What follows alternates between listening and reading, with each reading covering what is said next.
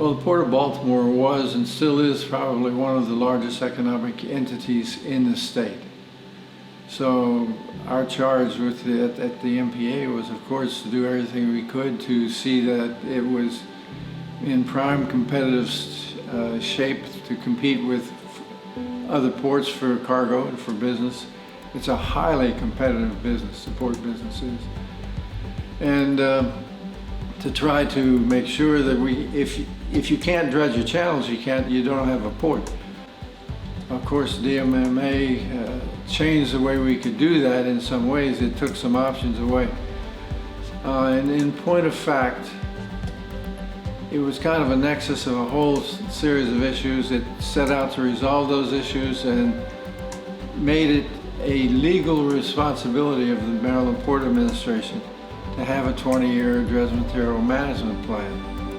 Hart Miller was going to close out at the end of 2009, and open water placement site at Pools Island was closing at the end of 2010, which left us without a major placement site for dredge material from Baltimore Harbor. We knew we had to come up with a additional placement capacity to replace Hart Miller as much as we could. We also said to ourselves, there has to be a better way to do this. We need to involve the citizens. It's better to involve the citizens up front than to have to meet them in court. So first of all, since I was not from Maryland, hearing about the hardship or the heartache that people were having with the placement of dredge material, I really didn't get it. To me it was just, why is there all this contention about the placement of mud from one place to another? So I didn't understand the legacy contaminants that had been placed in the harbor and people being concerned about how it would impact their environments. So for me it was a learning curve to get to understanding why the citizens was so upset about the potential of placing dredge material in their backyard.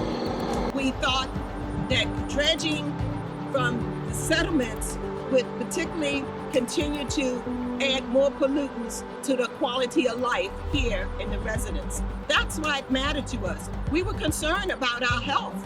We started working with the citizens. We went through the educational process, and by the time we got to October, they were able to give us a list of options that they thought were reasonable for us to pursue. Masonville was one of those. It was on that list.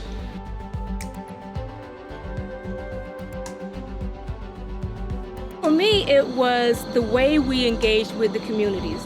From the time I had first started working with harbor development on the dredging issue, there had always been some component of a citizens committee, the legislative committee for the Hart Miller Island group, and there were other committees that were already in place. But the way that we did the engagement certainly changed. Well, I will tell you that we wouldn't have gotten Masonville without the citizens. One of the best outcomes is that we have a partnership. I think the single best outcome 20 years later is that we have trust with the communities that we work with.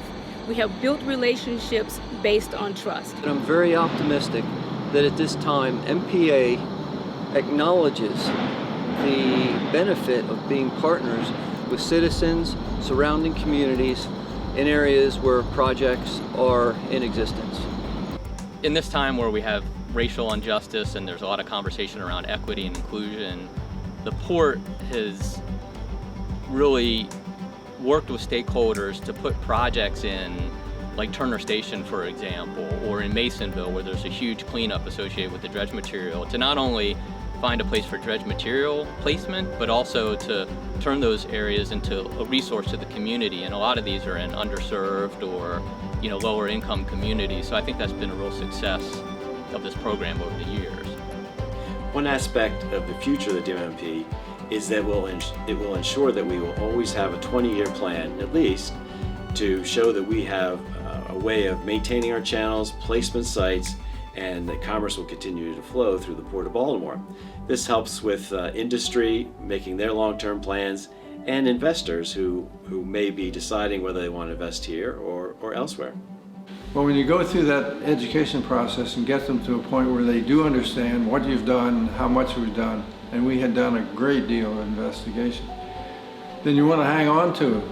That's a partnership that is really very worthwhile. My thoughts on the future for the DMMP is that we should only strive to get better.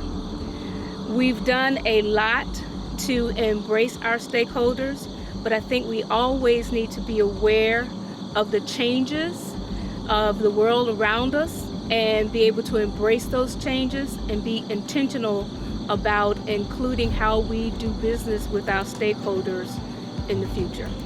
And I have to say, having an open and collaborative and communicative relationship with the port and other members of the port community has really been invaluable. And I think so much of that has come from the structure that the DMMA set up, that I think there's probably not much that we can't do collectively as long as we maintain that spirit of communication and collaboration.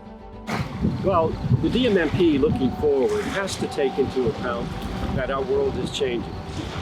As a scientist, of course, we're concerned about climate change, and that's going to mean that investments in habitat restoration and dredge material have to take that into account, sea level rise and the like, so we have an opportunity to do that. In addition, the profile of international maritime commerce will be changing. We have to think about different propulsion systems for ships. We have to think about treating ballast water. All of those things are new issues, emerging issues that the DMMP will be responsible for addressing as we lead this into the future. It is important that at this point, a lot more folks are captured and are on board and believe in this process than it did 20 years ago. And I think that's a good thing. That's my story.